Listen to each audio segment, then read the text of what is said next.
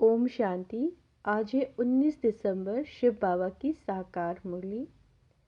आज मीठे बाबा कहते हैं, मीठे बच्चे, सर्विस की वृद्धि के नए नए तरीके निकालो। गांव-गांव में जाकर सर्विस करो। सर्विस करने के लिए ज्ञान की प्रकाष्ठा चाहिए। प्रश्न, बुद्धि से पुरानी दुनिया भूलती जाए, इसकी सहज युक्ति क्या है? उत्तर, घर को घड़ी घड़ी याद करो। बुद्धि में रहे अब मृत्यु लोक के हिसाब किताब चुकतू कर अमर लोक जाना है। देह से भी बैगर, यह देह भी अपनी नहीं। ऐसा अभ्यास हो तो पुरानी दुनिया भूल जाएगी। इस पुरानी दुनिया में रहते अपनी परिपक्व अवस्था बनानी है। एक रस अवस्था के लिए मेहनत करनी है। गीत है, माता ओ माता। ओम शांति। जगत अम्बा की महिमा भारत में बहुत है। जगत अम्बा को भारतवासियों के सिवाय कोई भी जानते नहीं। नाम सुना है, जिसको ईव अर्थात बीवी भी कहते हैं। अब तुम बच्चों की बुद्धि में है कि बीवी और मालिक के सिवाय रचना तो रची नहीं जा सकती। जरूर जगत अम्बा को प्रकट होना पड़ी। बाबा कहते हैं, जरूर थी तभी तो गायन होता है ना। भारत की महिमा बहुत है। स्वर्ग भी कहते हैं और यह भी जानते हैं कि भारत ही प्राचीन था, इसीलिए जरूर हेवन होना चाहिए। यह तुम ईश्वरीय संतान बिगर कोई समझ ना सके। जिन्होंने कल्प पहले समझा था वही आते रहेंगे। प्रदर्शनी चलती है, समझते हैं कल्प पहले भी की होगी। सबको समझाने के लिए अक्षर बहुत अच्छे हैं। पवित्र आत्मा, पवित्रता से तुम लाइट का ताज पाते हो। दूसरा पुण्य आत्मा उसको कहा जाता है जो दान पुण्य करते हैं। उसको अंग्रेजी में फेंथोफ्रिस्ट भी कहा जाता है। पवित्र को वाइसलेस कहेंगे। अलग अलग अक्षर हैं। भारत में दान पुण्य होता तो बहुत है, परंतु अक्सर करके दान करते हैं गुरुओं को। अब उन्हें पवित्र आत्मा तो भल कहें, परंतु पुण्य आत्मा नहीं कह सकते। वह दान पुण्य नहीं करते, वह तो दान पुण्य लेते हैं।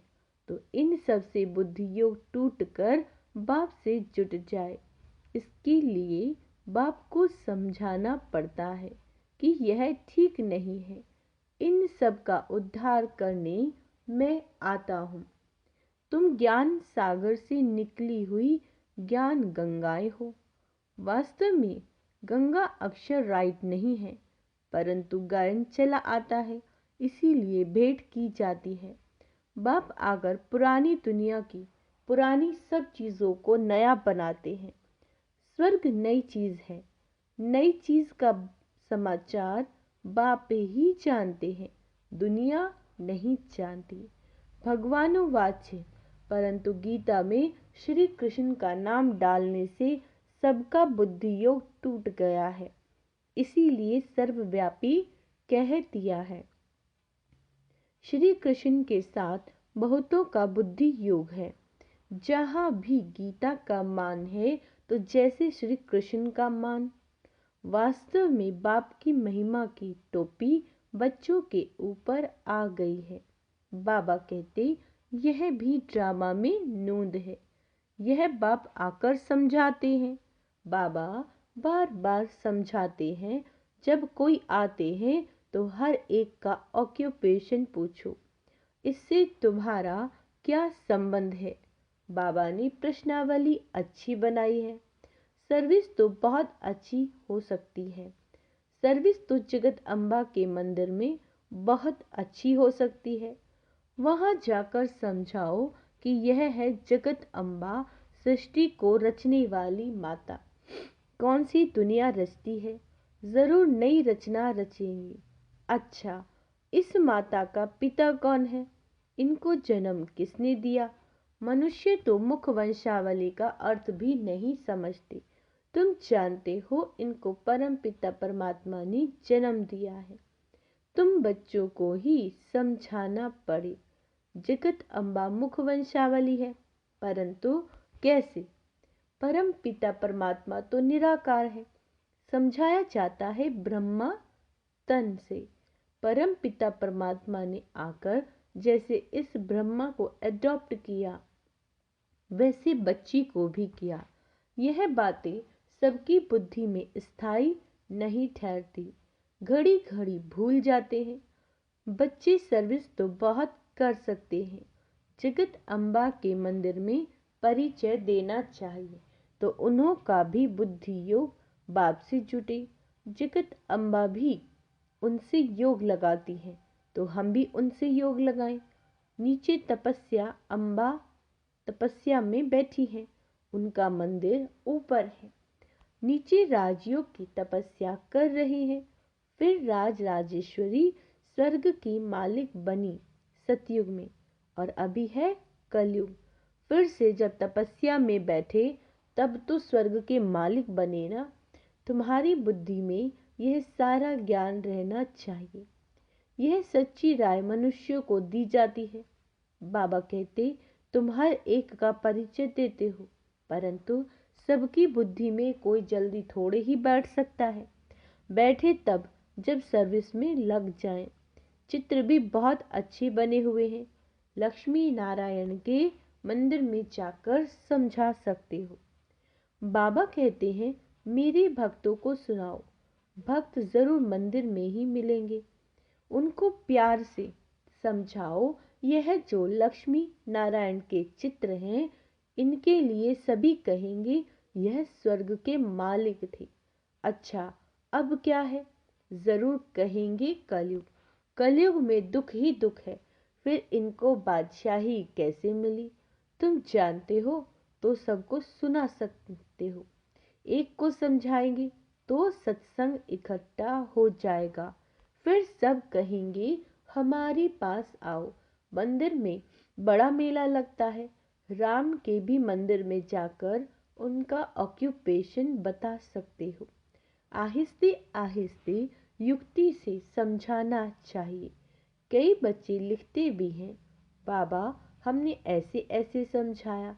एक को समझाने से फिर दूसरे निमंत्रण देते हैं, हमारे घर में भी 7 रोज भाषण चले तो अच्छा है। फिर वहां से और कोई निकलेगा।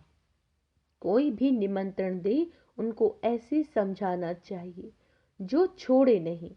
भाषण करने से आसपास वाले मित्र संबंधी आदि भी इकट्ठे होंगे।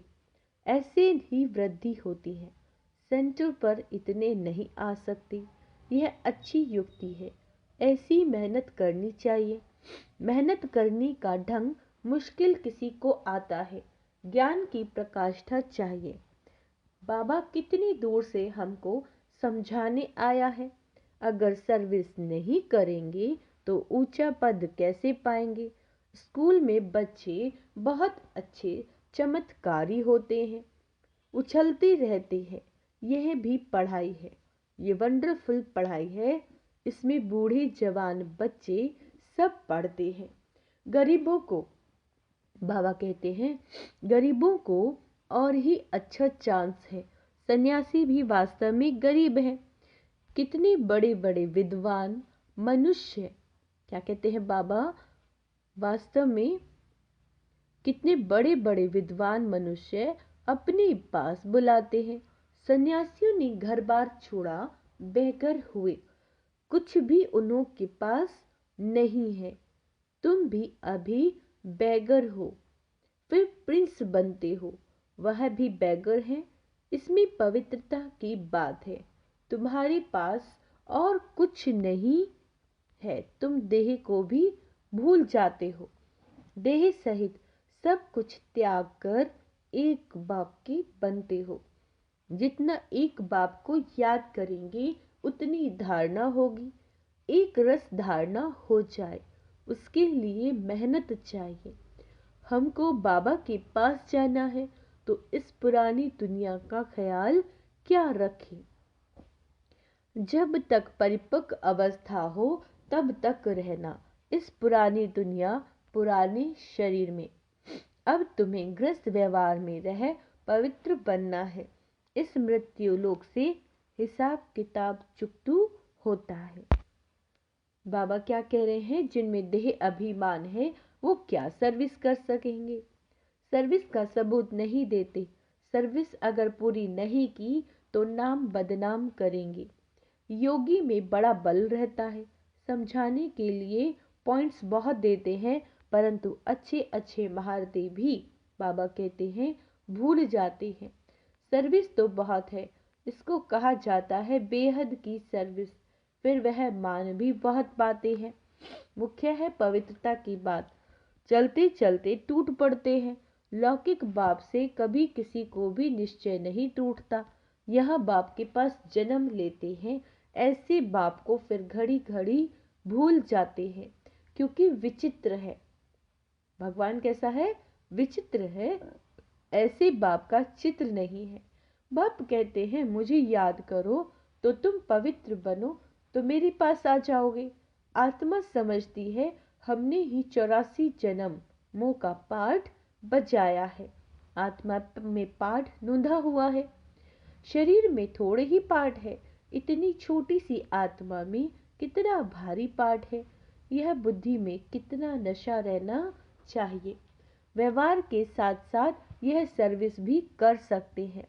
माँ बाप तो कहीं भी नहीं जाएंगे, बच्चे कहाँ भी जाकर सर्विस कर सकते हैं। बच्चों को ही लकी स्टार कहा जाता है। अच्छा, मीठे मीठे लकी सितारों को माता पिता बाप दादा का याद प्यार और गुड मॉर्निंग। रूहानी बाप की रूहानी बच्चों को नमस्ते। हम रूहानी बच्चों की रूहानी बाप दादा को याद प्यार गुड मॉर्निंग। नमस्ते मीठे बाबा, शुक्रिया बाबा, शुक्रिया। धारणा के लिए मुख्य सार। देह अभिमान छोड़ सर्विस करनी है। विचार सागर मंथन कर बेहद की सर्विस का सबूत देना है। इस मृत्यु लोक से पुराने सब हिसाब किताब चुकतू करने हैं। पुरानी देह पुरानी दुनिया को बुद्धि से भूल जाना है।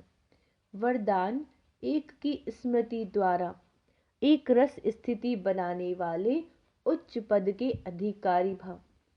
एक रस स्थिति के बनाने के लिए सदा एक की स्मृति में स्थित रहो। अगर एक के बजाय दूसरा कोई भी याद आया तो एक रस की बजाय बहुरस स्थिति हो जाएगी। जिस समय और कोई रस आकर्षित करता है, उसी समय यदि आपका अंतिम समय आ जाए तो ऊंचा पद पा नहीं सकोगे।